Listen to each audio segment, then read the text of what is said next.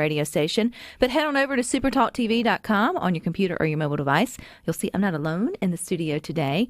Joining me is a dad-daughter duo. I got Mr. Kenneth Thomas. He's the chief roaster and founder of Umble Coffee Co. out of Starkville, Mississippi, and he brought his daughter to work today, Katie, but he's putting you to work too with your podcast and everything else. So it's exciting to catch back up with you. So welcome. Thank you. All right, Kenneth, I feel like every time I see you, I mean, we've kind of been with you since the beginning of Umble Coffee. How long ago was that? It's been 2017, so it's getting there. It's getting there. That's math. It's hard on a Friday, so that's 5 years, right? It's 17, something like that. So, Katie, I was thinking you shared with me you're 16, so you would have been like 10 or 11. That's crazy. When your dad first decided to not step away from his practice as a physician, but to add this extra side hustle, roasting and selling coffee. Do you remember what that was like when he decided to take on this sort of industry? I do remember the beginning of it. It was weird, though, because I guess I would have been a lot younger. I probably would have been around Jane's age, who's my little sister, who's like 12. 12. Yeah. She's 12. Mm-hmm.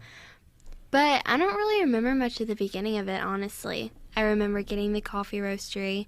That's the little building behind our house. And I remember the old bags and then getting the new bags and all like coffee. The little things. Yeah. Right. But yeah.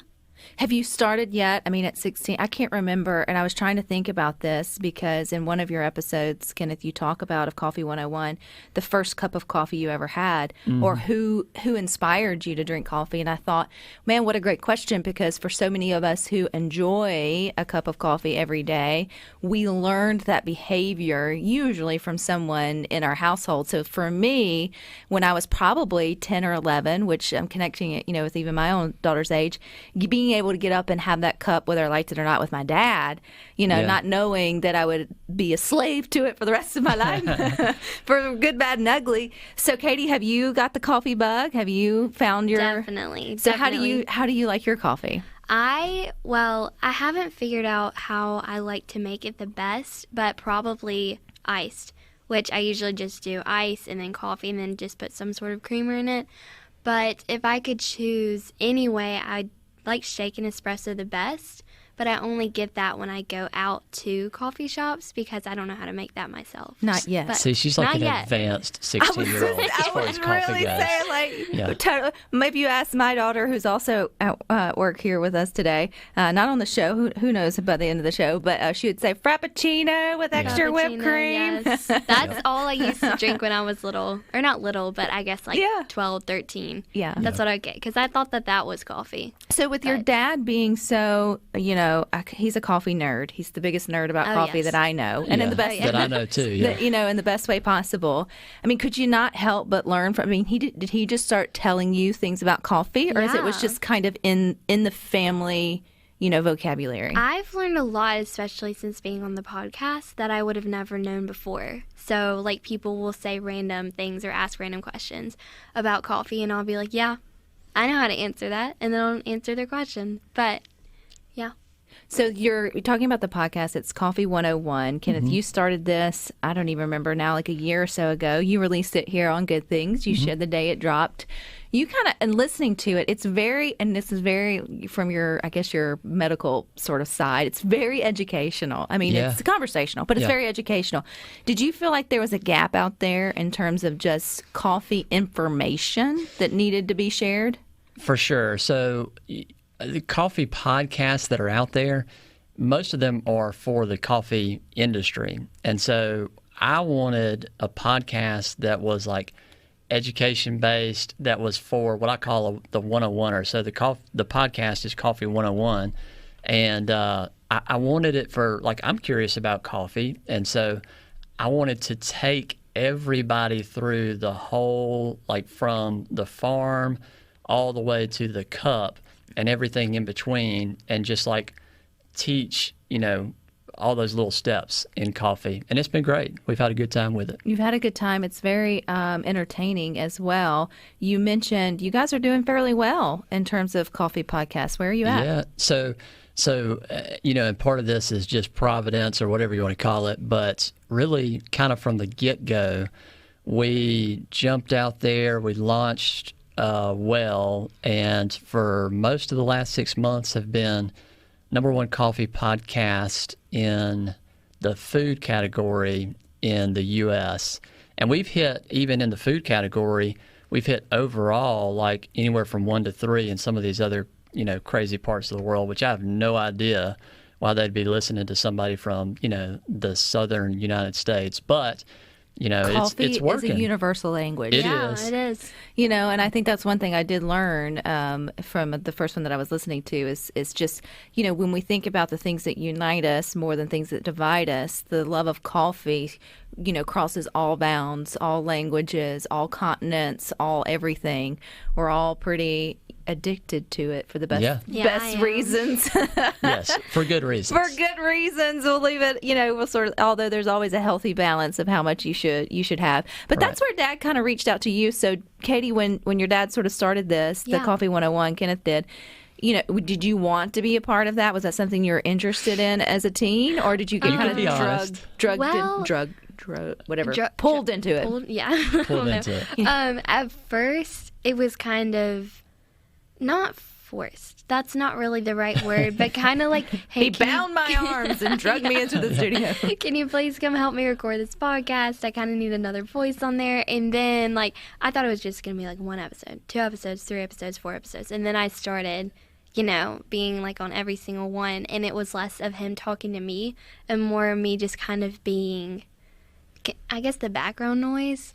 Well, Kind of go ahead. making it relatable to people, I guess, because he was Well, the you information always need, giver. though, everyone who knows their stuff, which Kenneth, it's hard for you to take your knowledge out of your brain and Yeah. remember what it's like not to know it. And so Right. anytime, even as a dietitian, it's always great to have childlike questions, and even, I mean, not that you're a child, but those simple-minded questions of hey, what really is that? Or Yeah. what do you mean by that? Because Right. we forget what it's like not to know, the details of what we're trying to explain. Yeah, that makes sense. she said 1 episode went into 2, into 4, into now, she is the co-host. Yep. And it's basically because, I'm the information guy, and compared to her, I'm boring. She's the entertainment because she is the 101er. She's the one learning. I'm the one that doesn't know anything. And so it's great. So real time, I get to explain Right. stuff to people. Yeah. So do you go to your friends at school and it's oh my gosh, you should totally do X, Y, and Z with your coffee, or oh, why are you drinking that stuff off the counter, off the Honestly, shelf? I don't know. I feel like there's a big separation in between being on the podcast and just everyday life, because I record and I'll talk to you about it, but then after that, it's just kind of whatever. Just Well, friends aren't usually asking, hey, Right. Katie, what's it's at a level of What's my... the right, ratio of what coffee to exactly, water? Yeah. exactly. I don't Do get you a know ton where of the questions. beans come exactly, from? Exactly. Yep. But still, though, I mean, for you at this, even at this age, you're learning production, you're learning all these sort of skills and things you may not recognize that you're doing. Are you enjoying it? Yeah, it's a lot of fun. I like it a lot. It's definitely different, something new. Something So, new. I feel like, Dad, if you could host your own, what topic would you put yourself in as? Honestly, I've thought about that a lot. I would definitely. I don't think I would go into a specific subject. I feel like I would talk about a little bit of everything. It wouldn't be geared towards any certain thing like coffee. It would Even though probably coffee's awesome. Coffee's great, but I think I would just be talking about stuff in general. I think that could be a lot of, Anything. Yeah. some people make a living doing that. Exactly. They do. Some people, I don't know. Patrick Louisville said, I never knew Dr. Thomas is a great doctor. I can only imagine how good his coffee is. So Patrick in Louisville, Yeah. yes, he's a doctor by day. He's a coffee connoisseur and chief roaster by night on the weekends. Yeah, or just Where do whenever. you fit it in? I just fit it in. You Yeah, just, I just so fit it in. So Always busy. Katie, is he always in the? You mentioned you have it in the backyard. Is he roasting and doing things in the little thing in the backyard, or now have we graduated to an actual location? You forgot. Well, you're getting there Yeah, we're getting there. yeah. to an Yeah. actual Yeah. location. Well, we're getting to a moment to pause, but we've got more with Kenneth and Katie Thomas coming up next here Okay, we're continuing our conversation with Katie Thomas, and Kenneth Thomas is her dad. He's the chief roaster and founder of Umble Coffee Co., but together they do the Coffee 101 podcast. I love, though, that our text came in about you being a doc, Kenneth, because that is your first love, health and everything. And that kind of led you into your passion for coffee. And I feel like you're on this mission to make people understand this is one beverage so many of us drink every single day. We should be rethinking the quality of that drink, right? Right. So what do people not know about their coffee? So if they could take one thing home, I'd say coffee really is, especially like a black cup of coffee, is one of absolutely the best things that you can put in your body, hands down, on the day. Just chock full of antioxidants, anti-inflammatories.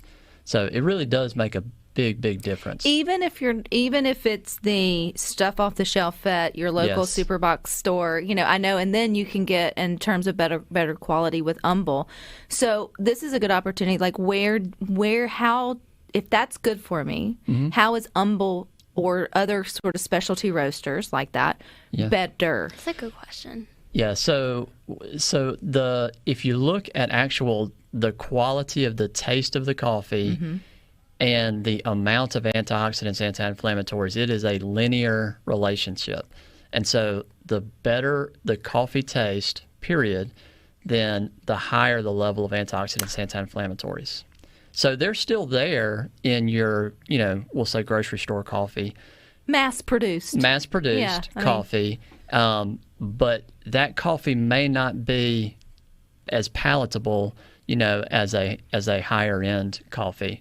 But you do still have some antioxidants, anti-inflammatories in there. Now, Katie, you mentioned you liked iced coffee. Yes, I do. I love iced coffee. Does that have the same, even though if you're putting in good milk or whatever it may be, are you still getting the benefit? It doesn't have to be hot.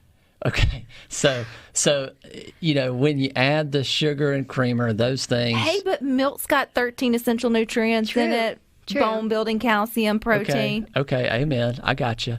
And so yes, maybe not the sugar and the caramel and whatever else goes in it. Yeah, but at so least Katie, got the sugar. Okay, you just got the milk. Katie and I talk about this a lot, and at the end of the day, I tell people, and this is where the whole what we call Umble approach, as far as it being approachable, is that if you like your cup of coffee, then even if you look at mental health, puts you in a better mood, gets you in relationship with the people around you, then it makes a big difference. Yes. Jesus and coffee, and then I can and I can face the day. Yeah. Now, it's hard to believe 2017 is when you first started Umble, Kenneth, and we met and sort of better understanding your business model. You're a little bit different. You aren't necessarily like a storefront where we can go into Umble yet. I know that may be in the future, but you started the subscription base where it gets mailed to your house, and or now you are getting yourself into other coffee shops for them to serve your product. So how's that going? How's that growing? It's really good. We've been blessed more than I think we deserve. Okay, Dave Ramsey. We probably have doubled our volume each year, since 2017. The biggest two, I would say, recently is we're now through MSU Dining. We're on Mississippi State's campus, and through Ole Miss Dining, we are on Ole Miss's campus. So that's awesome. Yeah. Does that mean if they go, if students listening to Good Things, they go to their prospective, cafeterias, and they grab their cup of joe before they go, that's Umble? That would be Umble, yeah. That's awesome. Congratulations. Yep. That's pretty cool. So it's been a good, what I'd call local being statewide, partnership. Right. It's been good. And it's not that you are growing coffee in Starkville, because if anyone tells you that, that's a big fat lie. Exactly. But you are roasting it there in Starkville, correct? Correct, yeah. You roast it, and then you bag it, and then... But you can also get the ground, too, right? That's correct. Yep. Right. Yep. So that's pretty cool. That's pretty impressive. Okay, Katie, have you had to do bags and do the whole thing? Oh, my word, yes. Oh, my gosh. We pull them especially during, Christmas season. We used to do... everybody. We used to do the local little Christmas bazaars. In Starkville, there's a Christmas the Christmas bazaar, and then in Jackson, I guess, it's Mistletoe Marketplace, yeah. But I remember Christmas, Dad would pull all of us in there, plus like anyone else that was around our house. Yeah, anybody driving by, just whatever. Yes, and we would bag these coffee bags for like 3, 4, 5 hours, and it was always like at a weird time. It was like 5 to 10. It wasn't even like at night. Yeah. It wasn't even like during the day. But we grew closer during that time. Yes, we bonded. Yes, we bonded. See, I appreciate this, though, because, we're all about supporting local here on good things. It's what makes our state the best, is by supporting those that then turn and support back into our communities. But we forget that just because we see the fancy bag, or the fact that you made it into made it state Ole Miss or whatever, that it was still a family approach. Like, you're supporting an entire and sort of family whenever you do, because at the beginning it's everybody hands on deck. Yeah, it was lots of family at the beginning. Now we have other people. Yeah, we have people. Right, we have people now. But